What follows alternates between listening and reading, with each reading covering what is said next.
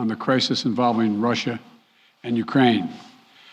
From the beginning of this crisis, I have been absolutely clear and consistent.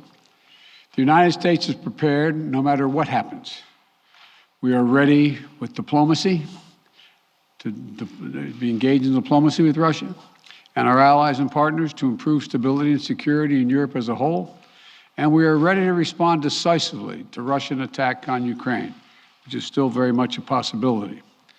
Though all the events of the last few weeks and months, this has been our approach, and it remains our approach now. So today I want to speak to the American people about the situation on the ground, the steps we've taken, the actions we're prepared to take, and what's at stake for us and the world, and how this may impact on us here at home. For weeks now, together with our allies and partners, my administration has engaged in non-stop diplomacy. This weekend, I spoke again with President Putin to make clear that we are ready to keep pursuing high-level diplomacy, to reach written understandings among Russia, the United States, and the nations of Europe to address legitimate security concerns, if that's his wish. Their security concerns and ours. President Putin and I agreed that our team should continue to engage toward this end, along with our European allies and partners. Yesterday, the Russian government publicly proposed to continue the diplomacy. I agree. We should give the diplomacy every chance to succeed. And I believe there are real ways to address our respective security concerns. The United States has put on the table concrete ideas to establish a security environment in Europe. We're proposing new arms control measures, new transparency measures, new strategic stability measures. These measures would apply to all parties, NATO and Russia alike. And we're willing to make practical, result-oriented steps that can advance our common security. We will not sacrifice basic principles, though. Nations have a right to sovereignty and territorial integrity. They have the freedom to set their own course and choose with whom they will associate. But that still leaves plenty of room for diplomacy and for de-escalation.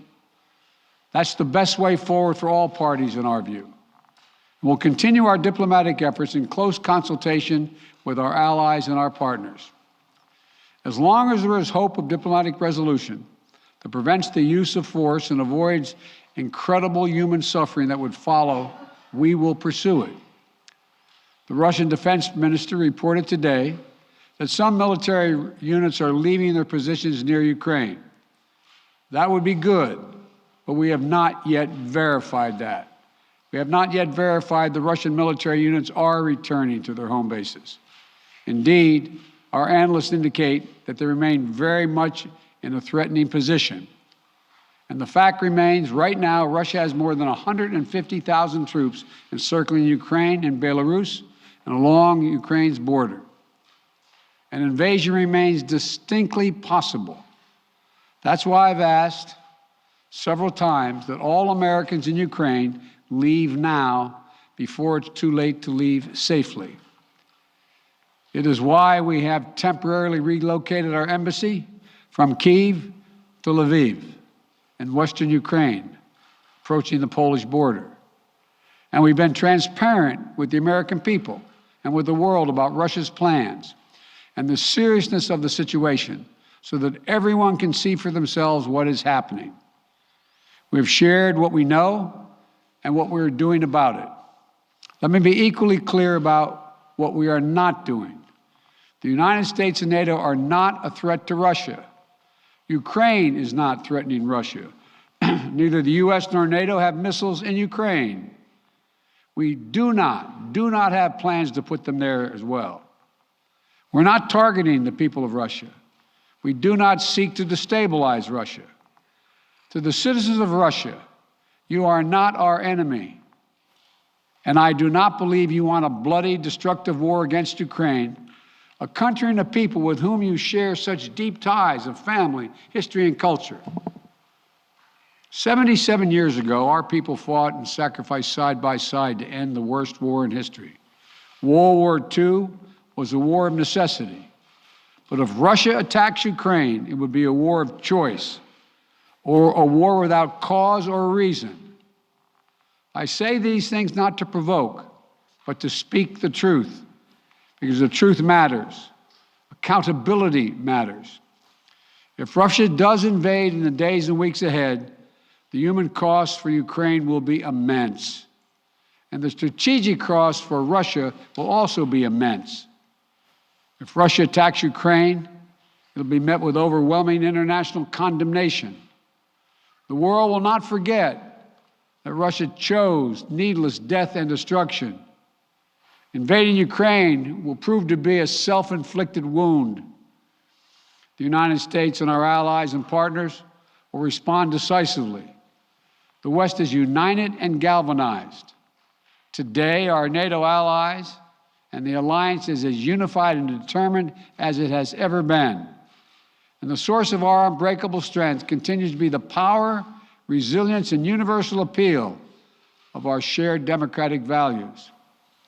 Because this is about more than just Russia and Ukraine.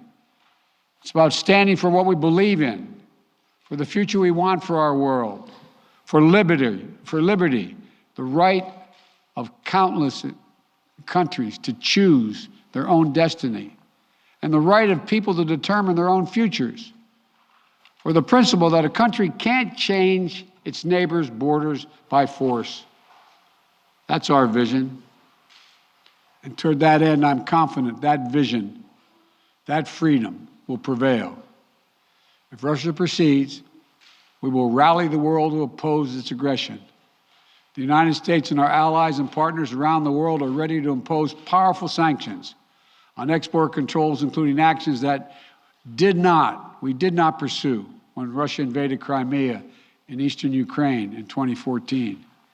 We will put intense pressure on their largest and most significant financial institutions and key industries. These measures are ready to go as soon and if Russia moves. We'll impose long-term consequences that will undermine Russia's ability to compete economically and strategically. And when it comes to Nord Stream 2, the pipeline that would bring natural gas from Russia to Germany, if Russia further invades Ukraine, it will not happen. While I will not send American servicemen to fight in Ukraine, we have supplied the Ukrainian military with equipment to help them defend themselves. We provided training and advice and intelligence for the same purpose. And make no mistake, the United States will defend every inch of NATO territory with the full force of American power. An attack against one NATO country is an attack against all of us. And the United States' commitment to Article 5 is sacrosanct. Already, in response to Russia's buildup of troops, I've sent additional U.S. forces to bolster NATO's eastern flank. Several of our allies have also announced they'll add forces and capabilities to ensure deterrence and defense along NATO's eastern flank. We will also continue to conduct military exercises with our allies and partners to enhance defensive readiness. And if Russia invades, we'll take further steps to reinforce our presence in NATO, reassure us for our allies, and deter further aggression. To be clear, if Russia decides to invade, that would also have consequences here at home. But the American people understand that defending democracy and liberty is never without cost. This is a cause that unites Republicans and Democrats. And I want to thank the leaders and members of Congress of both parties who've forcefully spoken out in defense of our most basic, most bipartisan, most American principles. I will not pretend this will be painless. There could be impact on our energy prices. So we are taking active steps to alleviate the pressure on our own energy markets and offset raising prices. We're coordinating with major energy consumers and producers. We're prepared to deploy all the tools and authority at our disposal to provide relief at the gas pump. And I'll work with Congress on additional measures to help protect consumers and address the impact of prices at the pump. We are not seeking direct confrontation with Russia, though I've been clear that if Russia targets Americans in Ukraine, we will respond forcefully. And if Russia attacks the United States or our allies through asymmetric means, like disruptive cyber attacks against our companies or critical infrastructure, We are prepared to respond. But we're moving in lockstep with our NATO allies and partners to deepen our collective defense against threats in cyberspace. Two paths are still open.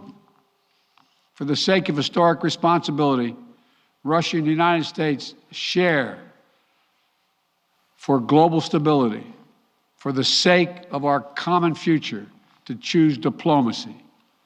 But let there be no doubt. If Russia commits this breach by invading Ukraine, responsible nations around the world will not hesitate to respond. We do not stand for freedom where it is at risk today. We'll surely pay a steeper price tomorrow. Thank you. I'll keep you informed.